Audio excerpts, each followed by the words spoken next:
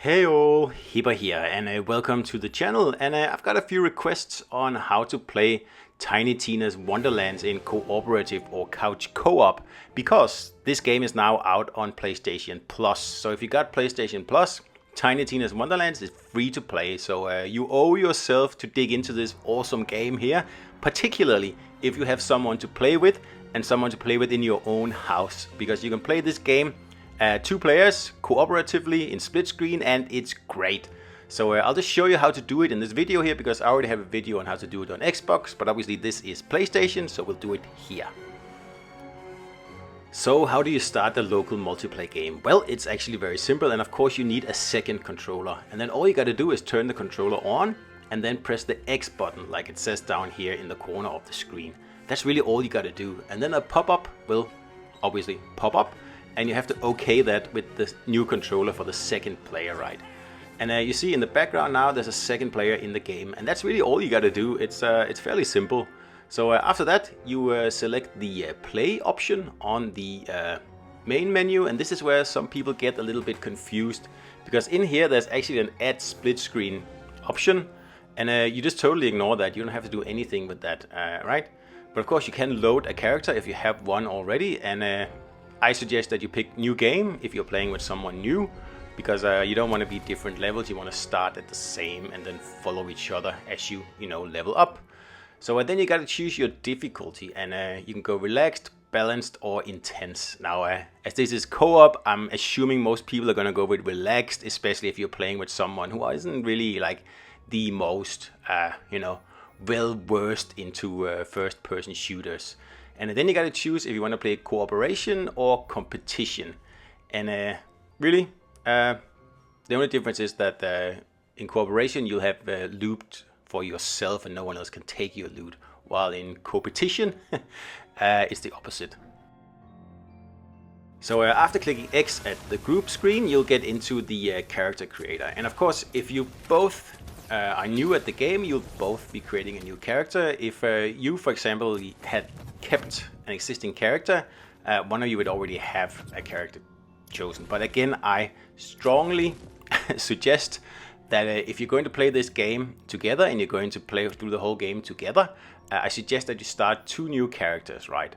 And whatever characters you choose doesn't really matter that much, because the game is fairly easy and it doesn't really matter too much. But if one is a Stabbermancer and one is something else, it's not that important. So just pick what you want to play, what you think is fun, and of course set up your character the way you want it to be. And I'm doing it fairly quickly here. I'm just choosing the skin color, but that's it. Of course, there's so many things that you can choose.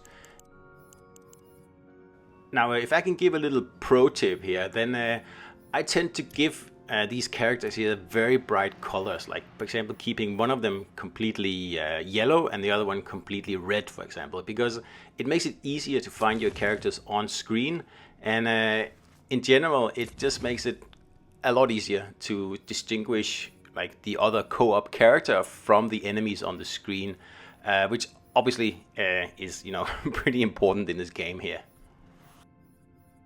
So once you're both finished in the character creator, you will be thrown into the tutorial here, the Glade of Helpful.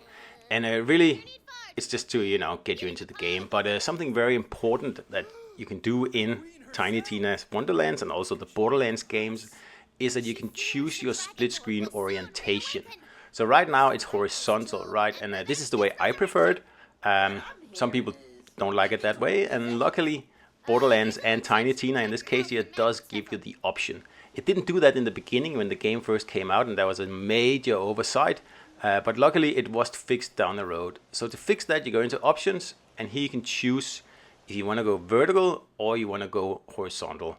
So whichever one you pick, obviously you're going to lose some vision, in this case here like the top and the bottom, and that's why I prefer the other way, because I think it just lends itself better to widescreen televisions, really. Back in the days of 4:3, this would be better.